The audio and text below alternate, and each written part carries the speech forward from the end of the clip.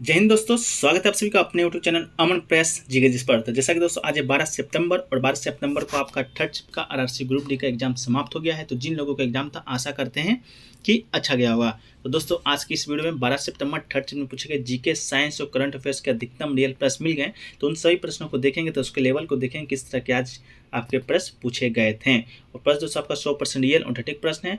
और दोस्तों आप इस चैनल पर नए हैं, चैनल को सब्सक्राइब कर लीजिएगा, नोटिफिकेशन बेल को भी साथ साथ ऑन कर लीजिएगा आरआरसी ग्रुप डी से जुड़े हर अपडेट पाने के लिए। और दोस्तों इस वीडियो का जो पीडीएफ है आपको व्हाट्सएप नंबर पर मैसेज कीजिएगा। इसके अलावा दोस्तों आप टेलीग्राम चैनल भी ज्वाइन कर लीजिएगा, लिंक डिस्क्रिप्शन बॉक्स में दिया रहेगा। तो चलिए तो शुरू करते हैं आज का कैसा कैसा प्रश्न आपको देखने को मिला था।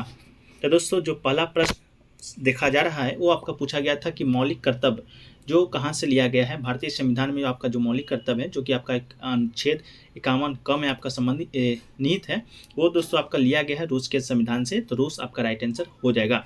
मौलिक कर्तव्य की बात करें तो स्वर्ण सिंह समिति की अनुशंसा पर 42वें संविधान संशोधन 1976 के द्वारा मौलिक कर्तव्य को संविधान में जोड़ा गया था। जब जोड़ा गया था तो उस समय इसकी संख्या थी जो कि 10 थी, और जो 11वां मौलिक कर्तव्य है वो जोड़ा गया था आपका 6वां संविधान 2002 के द्वारा। तो मौलिक कर्तव्य आपका रूस से लिया गया है, तो आपका सही आंसर रूस हो जाएगा। अगला क्वेश्चन था दोस्तों कि फीडे शतरंज चैंपियनशिप 2022 का जो आयोजन है वो कौन सा देश कर रहा है। तो फीडे शतरंज चैंपियनशिप की बात करें तो ये दोस्तों आपका चेन्नई में जारी शतरंज ओलंपियाड का आयोजन भारत ने महज 4 महीने के वक्त में किया है। तो इसका जो राइट आंसर दोस्तों आपका भारत हो जाएगा। अब भारत में भी कहाँ पूछेगा तो आपका चेन्नई बिल्कुल राइट आंसर हो जाएगा।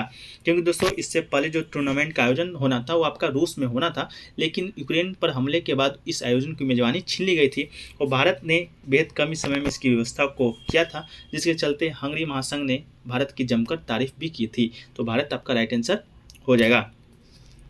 अगला क्वेश्चन था दोस्तों कि पौधे में प्रोटीन का जो संश्लेषण है उससे जुड़ा कौन सा तत्व आपका सहायक प्रदान करता है पौधे को। तो पौधे नाइट्रोजन के यौगिक पादप प्रोटीन और अनकार्बनिक यौगिक में परिवर्तित करते हैं जो पौधे के शरीर को बनाते हैं। तो आपका नाइट्रोजन बिल्कुल राइट आंसर हो जाएगा, जो कि ऑप्शन में भी दिया गया था। पौधे को जानवरों के द्वारा भोजन के रूप में खाया जाता है। पशु प्रोटीन और अनकार्बनिक यौगिक में परिवर्तित करते हैं जो उनके शरीर को बनाते हैं। तो आपका नाइट्रोजन बिल्कुल राइट आंसर हो जाएगा। अगला प्रश्न है दोस्तों कि मेंडलीफ ने कौन सा पौधा प्रयोग में लिया था अपने प्रयोग करने के लिए। तो ये दोस्तों आपका मटर बिल्कुल राइट आंसर हो जाएगा। उद्यान मटर आपका राइट दिया गया था ऑप्शन में, तो उद्यान मटर आपका राइट आंसर हो जाएगा। अगला क्वेश्चन पूछा गया दोस्तों बिहार का शोक किस नदी को कहा जाता है। ये क्वेश्चन आपका नदी से रिलेटेड पूछा गया था। तो कोसी नदी को दोस्तों या कोसी नदी को बिहार का शोक नदी से कहा जाता है। ये आपका नेपाल में हिमालय से निकलती है और बिहार में भीमनगर के रास्ते से भारत प्रज्वल में दाखिल होती है। इससे आने वाली बाढ़ से बिहार में बहुत ही तबाही होती है, इसलिए इस नदी को दोस्तों बिहार का अभिशाप या बिहार का शोक कहा जाता है। तो आपका कोसी नदी बिल्कुल राइट आंसर हो जाएगा। अगला क्वेश्चन पूछा गया तो दोस्तों मदर टेरेसा को पोप की उपाधि कब मिली थी। तो दोस्तों मदर टेरेसा जो कि जिनका जो निधन है आपका 5 सितंबर 1997 ईस्वी को हुआ था, और उनका जो पोप की उपाधि आपका मिला था वो आपका 19 अक्टूबर 2003 को पोप जॉन पॉल ने उन्हें धन्य घोषित किया था। तो आपका 19 अक्टूबर 2003 आपका राइट आंसर हो जाएगा। इसके साथ ही ये देश के विभिन्न चर्चों में लोगों पहुंचने लगे और बेंगलुरु के स्कर्ड हट चर्च में स्पेशल प्रार्थना का आयोजन किया गया था। तो आपका 2003 बिल्कुल राइट आंसर हो जाएगा। अगला प्रश्न है दोस्तों दूसरे समूह की आवर्त सारणी में जो दूसरे समूह में जो तत्व होते हैं उसकी संयोजकता कितनी होती है। तो इसका राइट आंसर दोस्तों आपका 2 बिल्कुल राइट आंसर हो जाएगा। इस प्रकार द्वितीय मैग्नीशियम कैल्शियम आदि, तृतीय बोरॉन एल्युमिनियम आदि और चतुर्थ कार्बन सिलिकॉन समूह के तंतुओं की संयोजकता होता है 2 का 2 होता है, और तृतीय का 3 होता है, और चतुर्थ का 4 आपका होता है। तो 2 आपका बिल्कुल राइट आंसर हो जाएगा। अगला क्वेश्चन पूछा गया था दोस्तों कार्टिलेज शरीर के किस अंग में पाया जाता है। कार्टिलेज आपके पास ऑप्शन दिया गया था नाक, कान, लीवर, किडनी। तो आपका कार्टिलेज की बात करें दोस्तों कुछ ऐसे अंग होते हैं जिसमें कार्टिलेज पाया जाता है, वो है कान, नाक, पंजर और इंटरवर्टिबल डिस्क। 3 तरह के कार्टिलेज में हाइलिन को ही आमतौर पर कार्टिलेज कहा जाता है, क्योंकि शरीर में ज़्यादातर हाइलिन कार्टिलेज ही होता है। ये हड्डी को जोड़ों में बांटता है ताकि ये मुड़कर सत्ता से काम कर सके। तो आपका कान, नाक ऑप्शन में दिया गया था, तो आपका बिल्कुल राइट आंसर हो जाएगा। अगला क्वेश्चन पूछा गया दोस्तों, तेलुगु भारत में कौन सी नंबर की बोली जाने वाली भाषा है। तो दोस्तों तेलुगु की बात करें तो ये आपका दक्षिण भारत में मुख्य रूप से बोला जाता है। अब भारत में दोस्तों आपका चौथे नंबर पर तेलुगु, मतलब चौथे नंबर पर दोस्तों आपका तेलुगु बोली जाने वाली भाषा है भारत में। तेलुगु मुख्य रूप से दक्षिण भारतीय राज्यों में आंध्र प्रदेश, तेलंगाना में बोली जाती है। इन राज्यों की संयुक्त आबादी 8.5 करोड़ के करीब है। ये दोस्तों आपका तेलुगु चौथा नंबर पे हो गया। इसके अलावा प्रथम नंबर पे बात करें तो आपका कौन सा भाषा है, तो हिंदी है। और दूसरा नंबर पे दोस्तों आपका बंगाली है। और तीसरा नंबर पे शायद आपका तमिल है। इसके बाद दोस्तों आपका तेलुगु भाषा बोला जाता है। तीसरा नंबर वाला एक बार आप चेक कर लीजिएगा, तमिल है कि कोई और है। अगला क्वेश्चन पूछा गया था दोस्तों कि भारत की जो जलवायु है किससे प्रभावित नहीं होता है। आपके पास ऑप्शन शायद दिया गया था, यूरोप में बर्फबारी, ऊंचाई या ह्यूमिडिटी। तो इसका जो आंसर है दोस्तों आप कमेंट सेक्शन में बताइएगा, मुझे मालूम नहीं है। अगला क्वेश्चन पूछा गया दोस्तों कि कार्बन और हाइड्रोजन का परमाणु द्रव्यमान कितना होता है। तो कार्बन और हाइड्रोजन का परमाणु द्रव्यमान से रिलेटेड आपका प्रश्न पूछा गया था। तो कार्बन का जो परमाणु द्रव्यमान है आपका 12.1 और हाइड्रोजन का 1.01 और ऑक्सीजन का 16 होता है। तो ऑक्सीजन से आपको लेना देना नहीं है, हालांकि जिनका शिफ्ट में आने वाला एग्जाम है वो याद रखिएगा। ऐसे आपका हाइड्रोजन का 12 और कार्बन का 12, हाइड्रोजन का 1, तो 12 और 1 आपका ऑप्शन में दिया गया था, जो कि बिल्कुल राइट आंसर था। ऑप्शन में आपका 6 12 12 1 1 12 या 6 12 आपका इस तरह का ऑप्शन दिया गया था। तो 12 1 आपका बिल्कुल राइट आंसर हो जाएगा। अगला क्वेश्चन पूछा गया दोस्तों कि 12वीं जो पंचवर्षीय योजना है उसका कार्यकाल आपसे पूछा गया था। तो पंचवर्षीय योजना की बात करें तो भारत की राष्ट्रीय योजना है जो प्रधानमंत्री की अध्यक्षता में योजना आयोग के द्वारा विकसित और कार्यान्वित होती है। इस योजना में भारत सरकार ने चालू वित्त वर्ष में इसके बढ़कर 8 से 5% होने का अनुमान लगाया था। और जो 12वीं पंचवर्षीय योजना का जो कार्यकाल है आपका 2012 से 2017 तक निर्धारित की गई थी।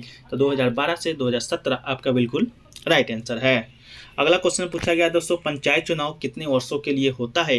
तो बात करें पंचायत चुनाव की, जिनके अंतर्गत ये चेष्टा की जाए कि राज्य में पंचायत एवं नगरीय निकायों के निर्वाचन का यथासंभव 5 वर्ष में एक बार करवाने की व्यवस्था की जाए।